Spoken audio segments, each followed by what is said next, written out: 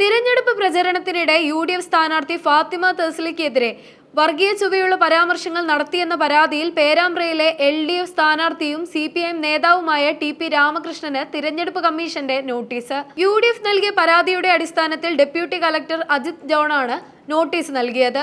പേരാമ്പ്ര മണ്ഡലത്തിലെ എൽ.ഡി.എഫ് പര്യടനത്തിനിടെ പ്രചരണ വാഹനത്തിൽ നിന്നും ഉയർന്ന അനൗൺസ്മെന്റാണ് വിവാദങ്ങൾക്ക് തുടക്കമിട്ടത്. മുസ്ലിം ലീഗ് സ്ഥാനാർത്ഥി ഫാത്തിമ തസ്ലിയെ കൗമിന്റെ കുട്ടി എന്ന് വിശേഷിപ്പിച്ച് മതപരമായ ധ്രുവീകരണത്തിന് യു.ഡി.എഫ് ശ്രമിക്കുന്നുവെന്നായിരുന്നു അനൗൺസ്മെന്റിലെ ആരോപണം. ഇത് വോട്ടർമാർക്കിടയിൽ വർഗീയ വേർതിരിവുണ്ടാക്കാൻ ബോധപൂർവം ശ്രമിച്ചുവെന്നാണ് യു.ഡി.എഫിന്റെ പരാതി. വിവാദ അനൗൺസ്മെന്റിന്റെ ദൃശ്യങ്ങൾ പുറത്തുവിട്ടുകൊണ്ട് യു.ഡി.എഫ് തിരഞ്ഞെടുപ്പ് കമ്മീഷനും പോലീസിനും പരാതി നൽകിയിരുന്നു. വടകരയിൽ കഴിഞ്ഞ തവണ ഉണ്ടായ കാഫിർ വിവാദത്തിന് സമാനമായ നീക്കമാണ് പേരാമ്പ്രയിൽ സി.പി.ഐ നടത്തുന്നതെന്ന് യു.ഡി.എഫ് ആരോപിച്ചു. മതേതരത്വത്തിന് വിരുദ്ധമായ ഇത്തരം പ്രചാരണങ്ങൾക്കെതിരെ കർശന നടപടി വേണമെന്ന് സ്ഥാനാർത്ഥി ഫാത്തിമ തസ്ലിയ ആവശ്യപ്പെട്ടു. വിവാദം ഉയർന്നതിന് പിന്നാലെ പ്രതികരണവുമായി ടി.പി രാമകൃഷ്ണൻ രംഗത്തെത്തി.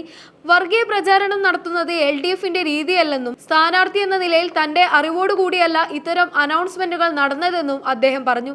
എന്തെങ്കിലും തെറ്റുപറ്റിയിട്ടുണ്ടെങ്കിൽ അത് തിരുത്താമെന്നും ഏത് അന്വേഷണത്തോടും സഹകരിക്കുമെന്നും യു.ഡി.എഫ് രാഷ്ട്രീയ ലാഭത്തിനായി വിവാദം കൊഴുപ്പിക്കുകയാണെന്നും അദ്ദേഹം കൂട്ടിച്ചേർത്തു.